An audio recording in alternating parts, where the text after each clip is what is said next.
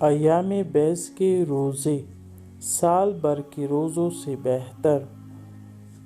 13ویں رمضان کی رات، یہ شب ہائے بیض روشن راتوں کی پہلی رات ہے اور اس میں 3 عمل ہے۔ غسل کرے، 4 رکعت نماز پڑھے اور ہر رکعت میں سورہ حمد کے بعد 25 دفعہ سورہ توحید کی تلاوت کرے۔ 2 رکعت نماز پڑھے جیسے رجب اور شعبان کی 13ویں رات میں پڑھی جاتی ہے، یعنی ہر رکعت میں سورہ حمد کے بعد سورہ یاسین، سورہ ملک اور سورہ توحید پڑھے۔ رمضان کی 14ویں رات کو بھی 4 رکعت نماز 2 کر کے اسی ترتیب سے پڑھے۔